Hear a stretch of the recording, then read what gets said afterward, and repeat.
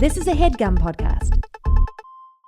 Hello, this is Fake the Nation, where we talk about news, we talk about culture, and where whenever we're feeling down, we replay Lil Jon at the Democratic National Convention because it works every time. I'm your host, Negin Farsad, and yes, Lil Jon at the roll call is what I imagine it feels like to do rails. I've never done rails, but that's what I think, and there's no way you can convince me otherwise. Today, we will share some of our final thoughts about the DNC. We'll also check in on RFK and the very many animal carcasses that he hangs out with. We'll ask if Costco has hacked the American psyche. And finally, should you get back together with an old flame, or is it doomed to fail? I have such an exciting panel today. Oh my God. So she's been on the show before, and then just for like no good reason. I think I blame the pandemic for erasing my memory of like who used to come on this show all the time. But like, she's been on the show before. She's a writer, she's a producer, she's an actor. You've seen her on so many television shows. She's also co-host of the wonderful podcast called Black History for Real. It is the wonderful Franchesca Ramsey. Oh, what a wonderful introduction. Thank you so much. Oh my God. It's so refreshing to see your face. We are at long last reunited. And it feels so good. It's been so long. So long. We are also joined, but he's an educator. It's his first time on this show, but I'm hoping not his last, because I can already tell that he's so gosh darn delightful. He is also co-host of the Black History for Real podcast. He is the excellent Conscious Lee. Hey, Conscious. Thank you. How you doing? Oh, so excited to have you on and to hear your thoughts. And before we get into the show, I just want to remind listeners that if you want to support the show, you can go to patreon.com/Negin Farsad. We do bonus episodes of the show. There's tiers with things and stuff. So go to patreon.com/Negin Farsad. Oh, and then we're only doing Optimism t-shirts. Which those t-shirts are like an easier fit these days. They were a little bit before Biden stepped down. We're only doing Optimism t-shirts were like, you were taking like tight jeans out of the closet. Like tongue in cheek. Yeah. They were, it's like your old jeans from like 2005 that you're like, I hope they still fit, and then you're just sort of like cramming them on. And now the t-shirt just fits. You know what I mean? Yeah. We're only doing Optimism. It feels really good. So go to neginfarsad.com to get yours. And folks, let us get into it with topic number one. We taped early last week, so we didn't get to talk about the DNC, but we did ask what the point of the convention was. We had an interesting discussion about that. And, and I wondered really what was the point of a convention in general. It's not like we don't know who the candidate's going to be. It's not like, there's any wheeling and dealing. It's all sort of like arranged. We know the outcome. Now that I watched every night of the convention, I have to say I know exactly what the convention is for. It's to fucking watch Lil Jon, as I've mentioned, and Hillary and the Obamas, and just to feel fucking great. I mean, it was such a shot of adrenaline for me as a voter. So that's what I feel like the convention did. Francesca, what did you make of it? Well, I'm going to let Conscious lead because he was actually there. He was part of the coalition. And we have to get into that too, because there was a whole conversation about, should content creators be at the DNC? Is it unfair? Are they taking away the role of journalists? So Conscious, please, you start, and I'm going to follow behind you. Yes. Hey, when again, I already started cussing. So shout out to all them old hating-ass traditional press members that's really lost in the sauce, that you need all your multi-$1,000 cameras to be able to capture the news. And as content creators, you need our little phone and a microphone. I had the honor of being one of the 200 content creators that was invited at the DNC. Amazing. I didn't get to make day one. I got kids and the wife, had to do that. But day 2, 3, and 4, I was there. I would have been definitely happy if Beyonce would have popped out on us. You know what I'm saying? Yeah. Instead, we got Governor Roy Cooper. Was that not a sufficient replacement for you? Nah, I ain't gonna cap to you. Nah, what? I feel like Keith Palmer. I don't know that man. I can see that man right now, and I would not know who he is. That's how I felt about it. Sorry to that man. If Beyonce would have been there, it would have been good. He seems like a nice man, but Beyonce, he is not. Yeah. That is obvious, right? He's not Beyonce. You know what I'm saying? I will say there were a lot of mixed feelings that was in there. Like being there, you feel the magic, you feel the electricity, you feel the optimism, you feel the hope.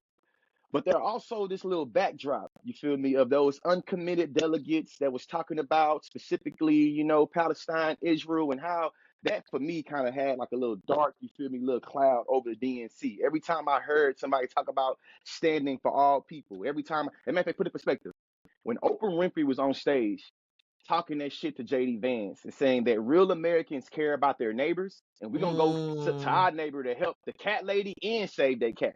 When she's saying that, I get the notification on my phone that the DNC officially just told all Palestinian Americans that your voice in this diversity and this fighting fascism and this being able to protect that, inclusion, and this in order to, be able to get all this, they weren't gonna be able to sit at that stage. That really made me feel some type of way. But as a black person, I was happy, on certain instances, but on other instances, I was like, man, this just seems Yeah. Well, Kamala made a statement in her acceptance speech that I feel like, I don't know. I mean, again, as like just someone watching it on TV felt like, and I don't vaguely know how threatening. I mean, first of all, she said a thing that was sort of like, "Don't think that I'm a woman because I will have a lethal army." She said she used the word lethal, and I was like, "All right, she does have to pretend like she's not a woman, like she has to do that." Yeah. So I get that she, but she also, I think on the Gaza situation, she had to thread such a crazy needle, which is like, we support Israel, but also she's got to do the both sides of it. We believe in the self-determination of the Palestinian people, and I was like, great, like let's see how that plays out. And it's so weird because she's still in the administration, which is actively negotiating, right? It's just a very just fraught. Yeah. And you know what? I'm so thankful for both of you because this is a hard conversation, and I feel like too often people don't want to hold space for many things to be true.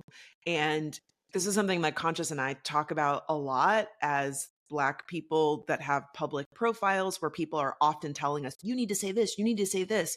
And that if you say one thing, suddenly it washes away everything you've ever done or everything you've ever said. And so it's like, on the one hand, the DNC was exciting and exhilarating. And for a lot of people, myself specifically, we've had a hard past few years. And like the optimism of it all, it's like, I want to be optimistic for a change. Like, I don't want to be pessimistic. And ultimately, we need moments to feel excited and invigorated and in order to keep persevering and moving forward. It doesn't mean that we're ignoring the realities of our lived experience in the world. Like, all of those things can be true. And so, while I didn't watch every day of the DNC, I watched a lot of like the recaps and stuff.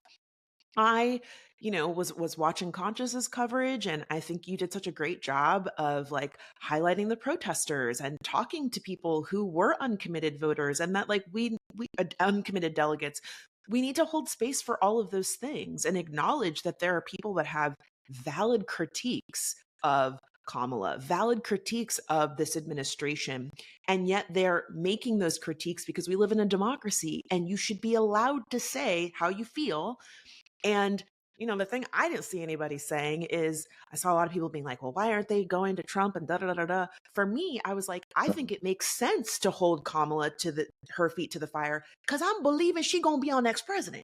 So that's who you need to make inroads with, not that other guy, And Right. I did appreciate that the energy was positive, but I agree with Conscious. It kind of felt like watching, there was like an elephant in the room. There was one young lady who said something like, if you're not at the table, you're on the menu. And I was like, not a great choice of words. Yeah. Like, what's going on? Like, it was just I understood impetus for the phrasing, but it was just like, wow, you're kind of like not the elephant. Like, read the room. It's like, you're not reading the room. That's how I felt. That's how I felt with that. So like, read the room. And people that say that, I think that metaphorically, it would make no sense for PETA to go to the lion hunters that already decide they want to kill lions and say, hey, guys, treat the lions better. To me, it makes more sense for PETA to go to the lion keepers to say, hey, I want to hold you to the standard that you told me that you care about lions. You told me you care about the general welfare of lions. It makes more sense to me for activists to go to those line of people to say, hey, y'all, we can treat this a lot better than going to the people that literally are defying annihilation. You know what I'm saying, to it. But also people saying that if you do a quick Google search, you'll see that they've been had some. I learned today that pro-Palestinian supporters did, in fact, was at the RNC. RNC just didn't put it on blast like that. You feel me? There have been pro-Palestinian supporters that go to Trump rallies. They just ain't put it on front stream. But just because you're not being able to see it, it doesn't mean it's not happening. Yeah. And that's what Franchesca means to me about that. Multiple things can be true at once. And then I think the other weird thing, which is like that it is gross calculation, right? Because Gaza does not rank in like the top 5 of the things that are pulling people to the voting booths. I'm in that, and I'm just don't shoot the messenger. That's keeping us away. Yeah. Oh yeah. I mean, for the uncommitted. But like when you look at likely voters and you say what's driving you to the polls, this is just like what the polls say. That's not an issue. So then the DNC is left with building a thing that's like designed for voters. You know what I mean? Yeah. And that's just gross, and I don't know, but I also understand it's just a very difficult task. It's a difficult task when there's not just one issue. We are not voting for one issue. We are voting for the main thing. A gajillion issues. Literally a gajillion issues. And one of them is democracy. Reproductive freedom. Just like being a woman. Definitely. So it's like I can see that they have to build a convention around all of those things. And then I think the other thing that you have to build a convention around is just like any type of energy and motivation and hope and joy that'll make people fucking feel like this is not the end times. Like that's what we want to feel, you know? Yeah, we're gonna move. Yes, we can. When we fight, we win. It was like those things, you feel me? Yeah. They spoke volumes because we know right now with Project 2025 and politically, socially, economically, with race, gender, class, ability, all those things are on this ballot.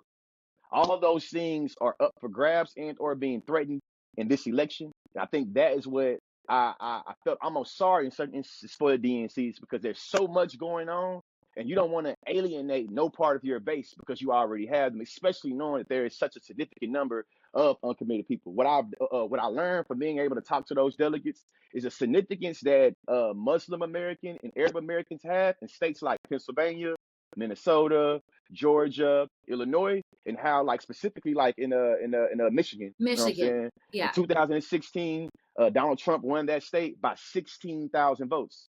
There were a significant amount of Muslim American and Arab Americans that did not go to the polls. In 2020, Joe Biden won that state by 120,000 votes, specifically for the outpour of so many Muslim and Arab Americans that came out and said we cannot go for no more Muslim bans, and this guy's talking crazy. Now we have these key swing states that are going to be impacted one way or another, whether they purple turn in blue or they purple turn red, based off of these uncommitted. I learned that there's over 700,000 uncommitted voters in our country, and a lot of those are in that Midwest region of a lot of swing states. So for me, it's now trying to be able to get to it. States, yeah. That's what I'm getting at. Well, I also just want to say something that a little really stupid observation, which is that I feel like the DNC paired really well with the Olympics. Like we were all like, America. I already did my fucking Tom Cruise rant on their show, with pro Tom Cruise at the Olympics rant on their show, and then it's like the next thing was me watching the DNC, and I was like, can I rant even harder? Like Lil Jon was the Tom Cruise of the DNC. You know what I mean? It was like the most incredible displays of Americanness, and I loved it so much. I mean, just as a TV show, you know what I mean? Just as like 4 nights of fucking television, I was into it, and I was like, America, we still got it. Yeah, it did feel it. The timing was great. You know, I think we've made the joke many a times that like whoever is writing this season of America is really like doing all the twists and turns. And I feel like the timing of Olympics paired with the DNC was a great, hopefully not series finale, but like a good cliffhanger before we get a season pickup. Let's take a hard turn and talk about RFK. Oh, God. Now, he has pseudo dropped out of the race. He's basically suspended his campaign in swing states where he says that his presence will spoil the vote. Some experts think, and he endorsed Trump, and some experts think that that might benefit Trump by like less than half a point or something.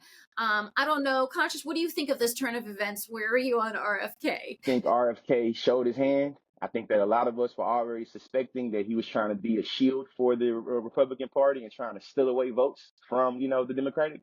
I think that RFK is making his dad roll over in his grave. He's making his family, you feel me, be very pissed off at him because of how he's disrespecting the legacy of the Kennedys, specifically when it comes to him being very selfish and being very transactional for how he can individually do what he's doing while not being like, while trying pushing gross misinformation. I mean, all the anti-vax stuff. I don't know if you've seen that clip that's going around where I think he's on some news program and the journalist says to him, you've said that vaccines don't work. And he said, I've never said that. And she just goes, roll the clip. And they go right to the clip.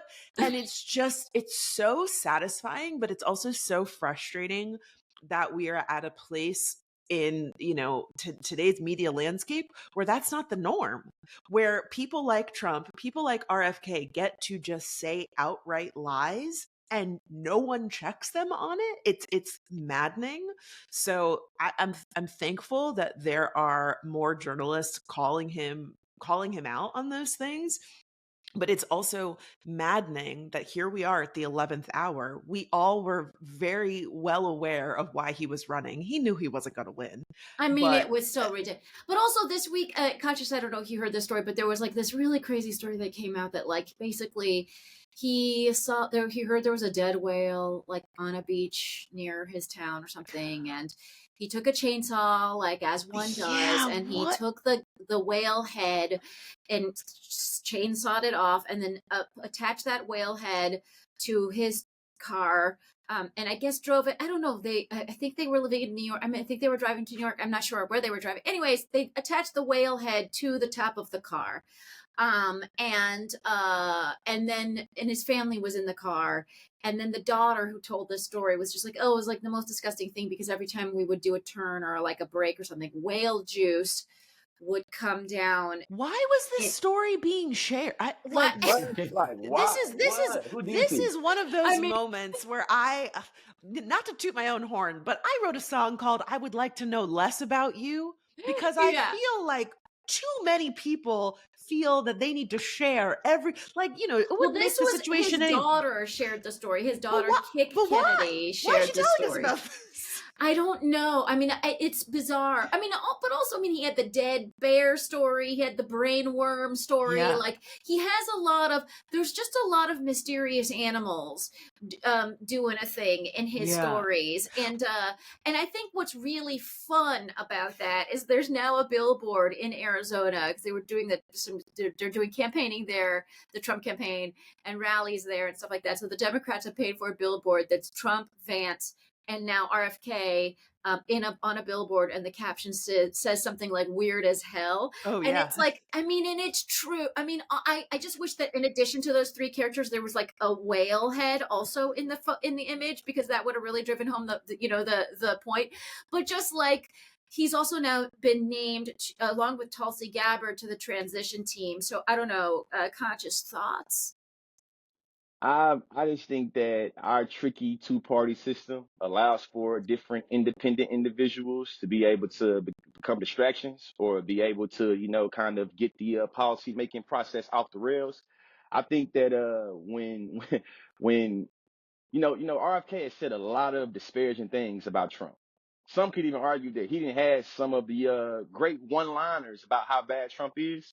So when he, pulled out the race and decided to endorse Trump, I think that his family, if y'all ain't seen the statements that his family released about him after he released his statements, I would definitely encourage you to go read them. And that's what I think. I think that the woman you named in RFK, I feel like both of them were always already moderate conservatives, and that they were trying to pass themselves off as being liberal or pass themselves off as being leftist. But I think that, it walked like a duck, it quacked like a duck, it moved like a duck, it's ducking. You a duck. I don't give a damn what you say you is. You a duck.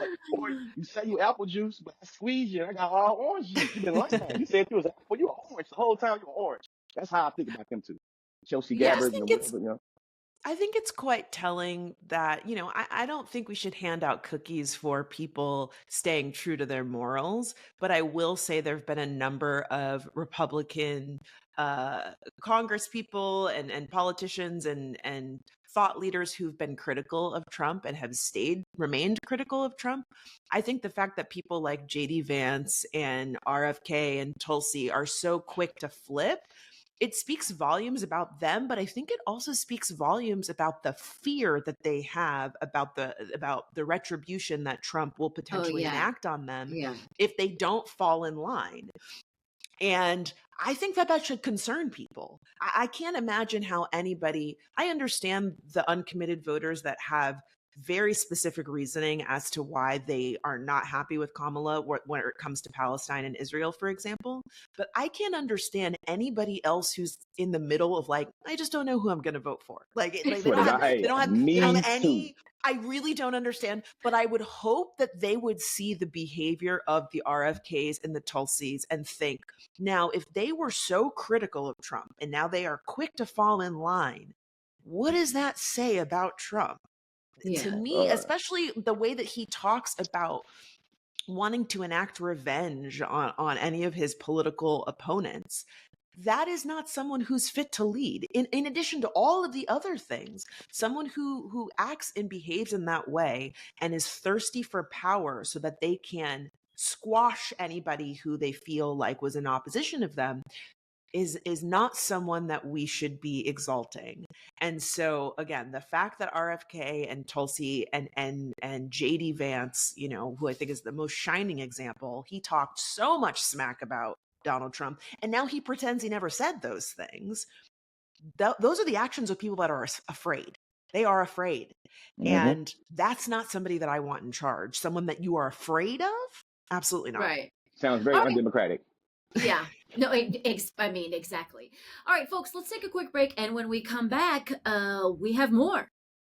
And we are back, and we're ready for topic number 2. So we read a piece in the New York Times called How Costco Hacked the American Shopping Psyche. And I, of course, live in Manhattan, so this is not a part of my daily life, but it is a part of my mother's. And I have watched on with great curiosity about the role of Costco in her life and the life of a lot of my friends who live elsewhere.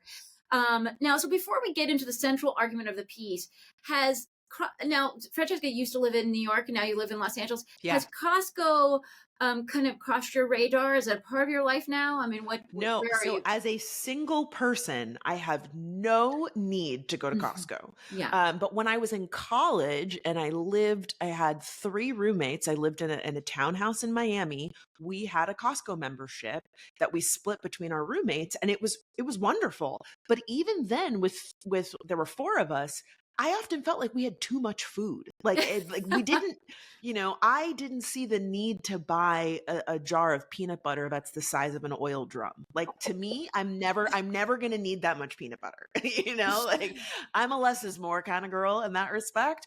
And clearly not a doomsday prepper. No. Not a doomsday. I've thought about it though. I will say I read Parable of the Sower and I was like, I need to get some beans. I need to get more dry rice. So no, I don't shop at Costco. I don't feel a need for it. The thing I've really been trying to do more of is be smarter about my grocery shopping habits. I've been known to purchase groceries and then in a week go, God, I didn't eat any of this. It's horrible. It makes me feel horrible when I do that. I feel terrible. I'm like, oh my God, I bought this arugula and now the arugula is like the size of my hand because it's like all shriveled up. Yeah. So no, I don't shop at Costco. You mentioned having a family. I'm at Costco. Is Costco okay? Yeah. I got an 8-year-old daughter, a 6-year-old son. My wife is in nursing. I move around. My kids got to take a snack to school. My house is the house that the other family members come over to and eat up things. So we definitely go to a lot of Costco stops. You know what I'm saying? I go to Costco like twice a month, probably. Well, it's interesting because, in this piece, first of all, 100 million people visit Costco every year. It's the 3rd largest retailer behind Amazon and Walmart. It dominates multiple categories of the food supply, and it can determine whether whole regions of producers make ends meet or not. they have 134 million members worldwide, and when you become a member, I mean, you rarely leave. Is Like, Sam's people Club on almost that list? never leave. Sorry. Is Sam's Club on that list? I was a Sam's Club guy before I got into Costco. You feel me? Costco just started coming down where I'm at. I grew up around You Sam's know Club. what? And I don't know. And it's interesting because my mom has a membership to both, and I don't know what that says about her. But I do know. She like a deal. She like a deal. That's all I mean. She like a good deal, you know? Well, I think what's really interesting about it is, like, and this also is my mom. She speaks about it in such loving terms. Like, Costco can do no wrong. I mean, it's obviously the cheap prices, but then the other thing is, I mean, she took my daughter there. Like, I try to avoid going at all costs, but she took my daughter there last time we were home for Christmas, and my daughter was like, "Oh my God, we went to a place called Costco. It was the best thing," but she got one of those $1.50 hot dogs. It was like, she had the most wonderful time. She's 5, so her standards are different. But I was like, "Oh my God, you're trying to indoctrinate my daughter into, like, loving fucking Costco." And, like, we get it. It's the best. But it is interesting. Like, there is, and I don't know, Conscious, if your family has a sort of, like, cult-like adoration of the brand. But that's kind of what I see from a lot of people. Yeah, I mean, we don't have it, but I definitely think that that's what I say this. There's level to the way you buy into the cult-like level of admiration for Costco's, and I think that me and my family are lower on that level. But I do recognize that there are some people that, like, go to Costco's and it's like they hangout spot. You know, they live and die by Costco's. They love to match prices. They love to get their cheap gas. They love to go in just to try out some samples. You know, the samples. The samples are huge. The samples are huge. I mean, like, when I used to go to Costco, like, that was like the fun part of it, is that you went to taste a bunch of different things. And it's interesting because in some ways I feel like the fandom around Costco kind of reminds me of the same fandom around Trader Joe's. And I think that they've kind of done some of the same things, right? Because when you go to Costco, it's been a long time since I've been there, but the people that work there are happy. They want to be there. It's not like your regular grocery store. When you're at Trader Joe's, sometimes I'm like, "Bruh, stop talking to me. I'm shopping." People are like, how you doing? What's going on? I love those pierogies. Everybody that works there likes being there because they're treated well. They get health care. They've got, like, flexible hours. And so I think when people join Costco, they feel like, okay, I'm getting a deal, but I'm shopping somewhere where the employees are treated ethically. Everybody's nice to me. I'm getting free samples everywhere. You feel like you belong to, this exclusive club, but that the club is worth it.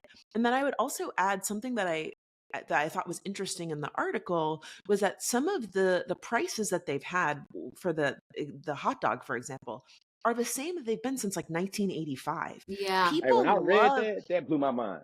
People love things that feel familiar, and I think even the warehousiness of it, I think probably adds to, like, the allure and the mystique. It's like, oh, I'm getting something that's, like, fresh off of a truck versus, like, I'm going into you're still going into a store, but something about, the cement floors and the giant, the wooden stack crates that everything is on. It just feels like you are, I don't know, like, more part of the process of, like, getting your stuff. I don't know. Yeah. I feel like how I say it. I feel like, simply to add what you said, I definitely agree with everything you said. Is that when you go to Costco's, there's a climate that you already easily to kind of integrate into. And that climate is already structured by exclusivity. You feel me? You can't get up in Costco's off that card now.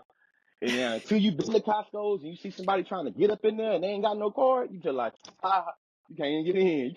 How can you from outside? You can't get. It's like, to me, it's like there's exclusivity, and then there's a climate that is very carefully curated that's easily to buy into.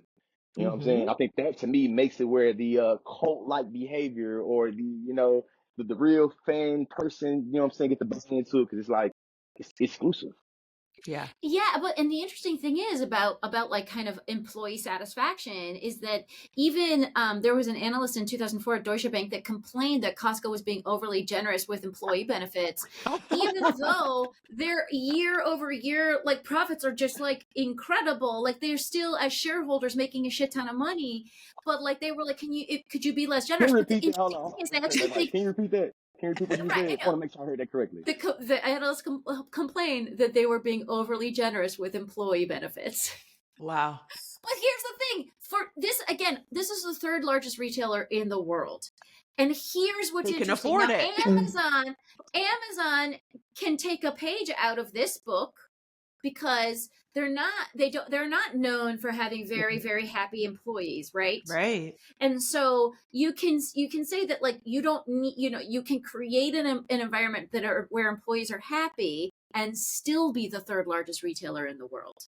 Yeah. And that, I mean, if all of that is true, the other thing that is also true about Costco is that there's a lot of like mystery around how it operates. Yeah. They don't share stuff. There's not a lot of transparency. They don't talk to the press.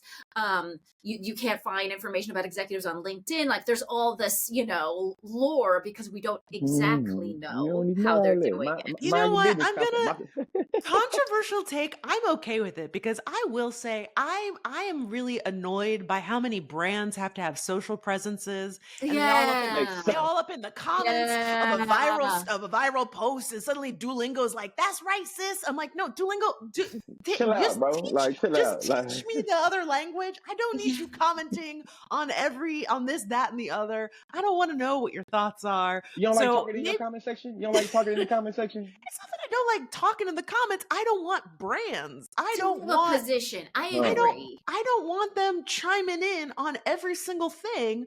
And I think that similarly, it sounds like Costco's strategy is we're not going to tell you all of our business. You either want to shop here or you don't want to shop here. And that's it. Yeah, we encourage conspicuous consumption. That's one other funny thing about it is that they do want you to, and you do go in and spend more than you anticipated. That's been shown in the studies. And, and okay, Conscious looks like he's done that. He's gone into a Costco and spent way more fucking money because the other thing they do is they create an environment of scarcity where you see a thing and you're like, oh my God, this like one weird skincare product is only here this week and they might not bring it back because that's what Costco does. It doesn't have a consistent supply of things, except like toilet paper. Like everything is sort of rotating or whatever, so you don't know. And so you're like, oh my God, I better fucking buy it, and I mean, I see my mom come home, she's like, well, I did see this polo shirt and you never know. You know what I mean? So that's where they go. And that's where they get you. And that's where you come out. And that's how you come out spending more. So a bunch of interesting things are going on is that they do conspicuous consumption. They're like extreme capitalists, but they still are pro-labor in the way that they treat their employees. And they are also doing nothing to promote people coming inside. Like they are not making it pleasant. They're not making it less than fluorescent light, something more than fluorescent lighting. Like they're just like, this is an unpleasant environment. You can come here if you want. Plus there's a membership. Like it's all actually difficult. They actually make it very difficult. I ain't never seen no Gucci or the Louis Vuitton commercial. You feel me? I don't see them promoting it. No. To me, Costco is like the high end of that industry. Yeah, it's so exclusive.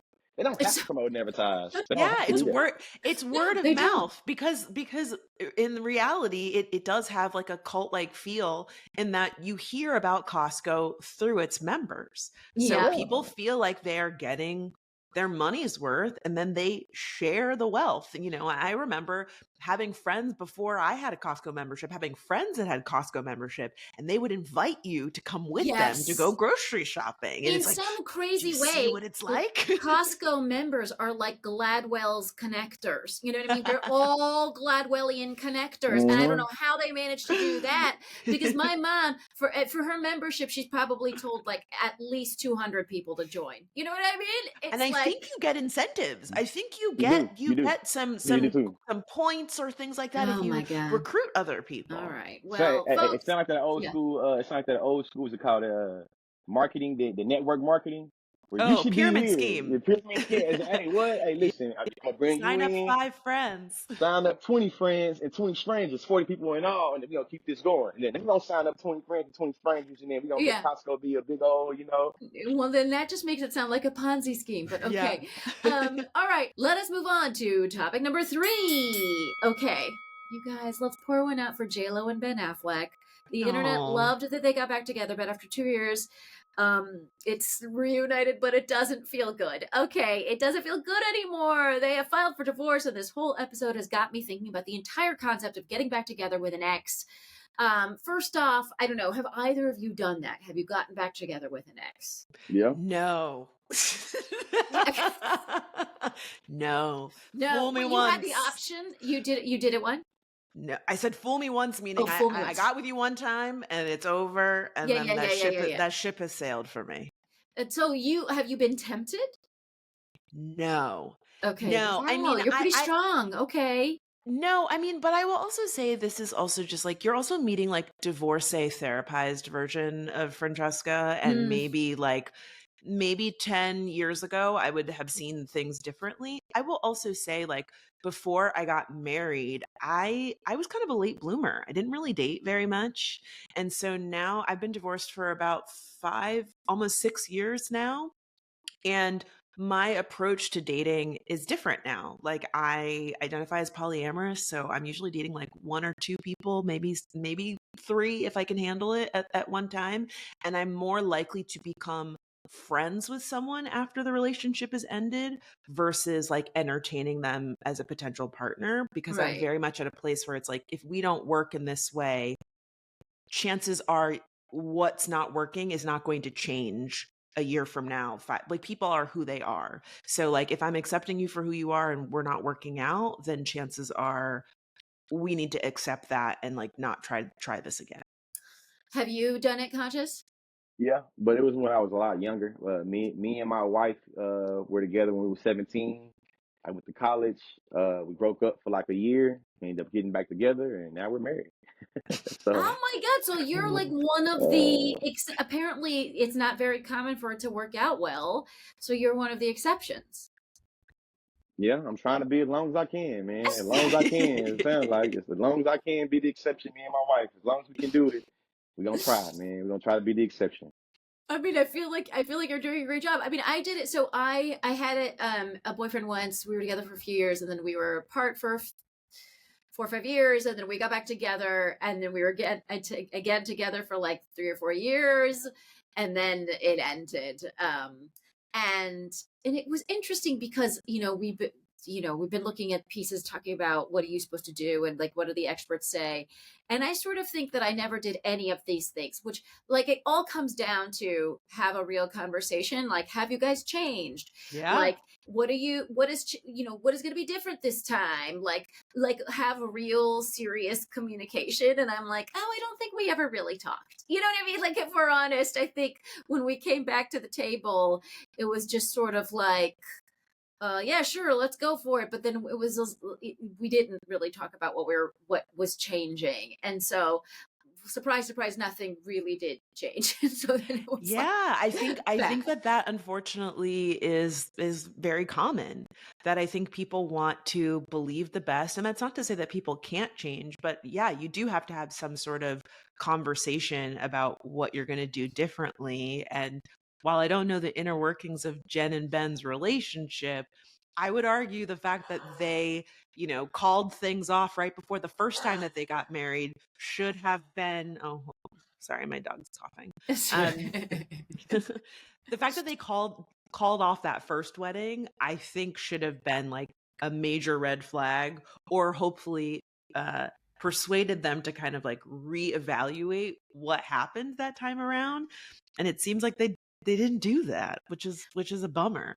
Yeah, I think because I feel like, and it's not, I don't know that I would even do things differently, but, I probably have like a better conversation, but I do know those like feelings of familiarity, and then all the and like the romantic feelings that bubble back up, and like it's so exciting. And the story, we broke up and then we got back together it's a great story. And so I can see why it happens. You know what I mean? I don't like. And moment of transparency. As somebody that watched The Greatest Love Story Never Told, J-Lo's documentary about the making of the movie documentary musical that's not a movie or a musical, and I did watch both of them, okay? I did. I will say that J-Lo loves being in love. Oh, that's sure. J-Lo loves love, and it seems that she is somebody that falls hard and fast and doesn't necessarily weigh the pros and cons. And it seems that, again, the story of their love was what she was very excited about. Yeah. Not necessarily, the all love of itself. the love itself, yeah. because honestly, again, I watched the doc. There are moments where Ben looks miserable, and it's like, do you see what's going on? Like, he doesn't want to be on camera. He's kind of like uncomfortable talking about it and talking about, the challenges that their relationship has gone through. I will also say, as a divorcee, like, I have empathy. Like, divorce is not fun. It's not fun. Mm-hmm. And going through it on such a public scale is difficult, ironically, as we talk about it, that's a bummer. I hope that J-Lo and Ben go off and do the work that they need, because again, this is like J-Lo's 4th marriage. Like what's going on here? Like a lot of marriages. That's a lot. Yeah. It's like, obviously there's a disconnect between what it is you're looking for in partnership and who's the right fit for you. P.S. I think that Ben is potentially gallivanting around with one of RFK's daughters. RFK's daughter. Yeah. Yes, you mentioned her name. You mentioned her name, and I almost said something Kennedy, about it. Yeah. So, yes. so he's been seen. Yes. Conscious. Is your mind being blown right now? Apparently his family, well, he is of course married to Cheryl Hines, and his children, I think, also they date very well. Like I think they just like I think they date famous. Not that this matters literally fucking at all, but I am just mentioning it. Yeah. Folks, what do you think we should be doing? Getting back together with exes? Have you done it successfully? Have you asked the right questions? Or did you do the thing I did and not have any conversation at all whatsoever? Hit me up on all the social medias. All right, that, my friends, is the end of the show. I feel so good. I feel so good talking to you guys. Thanks so much for joining me. And what I really want is for the people of Fake the Nation to be able to follow you and all of the wonderful things that you do. Conscious, where do they do that? Yeah, you can follow me at The Conscious Lee on all social media platforms. Also, I do workshop facilitations, diversity and inclusion, keynote speaking, hosting. You can find that at theconsciouslead.com, or just any platform you see me on. I'll be able to go to that link in the bio, and that's how you get in touch with me and my team. Also, Black History for Real podcast is available. We've got a new episode to come out every single Monday, where we keep it real, we keep it raw, we keep it rapping. We give you stories about Black figures you probably never heard of before. Or if you heard them, we go a little bit more in depth than you used to. I love that. Go, guys, follow him. You can already tell from this podcast that following him is going to yield you great benefits. Franchesca, where do they follow you? Yeah, you can find me across social media at Chesca Lee, CHESCALEIGH. And I have to say, Conscious really teed us up to invite the listeners to check out Black History for Real. We are so proud of this show. It's not your typical history podcast. It's a storytelling podcast. So you might get to hear Conscious and I playing different characters. There's soundscapes. They're really building the world. And then it's peppered in with conversation. And it's just so enlightening. It's been so eye-opening and such an incredible experience. And getting to develop and foster this friendship with Conscious has been really wonderful. So please check out the show wherever you get your favorite podcast, or you can listen early and ad-free on the Wondery Plus app. Oh my gosh, folks, this is the new podcast for you. And folks, you know where to find me. And just as a reminder, I'm going to be in Fort Lauderdale, Tampa, Orlando, and Atlanta the weekend after Labor Day. You can go to NeginFarsad.com to see all the Wait, Don't Tell Me stand-up tour dates. And also go to NeginFarsad.com to get them t-shirts. My favorite thing in the world, and this has happened very many times because my listeners are fucking great, is when they go canvassing wearing the t-shirt. That is my favorite thing. So take your photos if you do that, because it just truly makes my day, my week, my month. And otherwise, I want to thank everyone who makes the show a possibility. That's our wonderful producer, Andrew McGuire, everyone at HeadGum. Thanks to Gaby Alter for our theme music. If you have any questions, comments, concerns, ideas, you can email us at fakethenationpodcast@gmail.com. We've been getting some great ideas that I will be incorporating into the show. So look out for those. And otherwise, we'll be back in your earballs next week. Perfect. Y'all can stop your recordings. Yay. Thank you so much, guys. Thank you.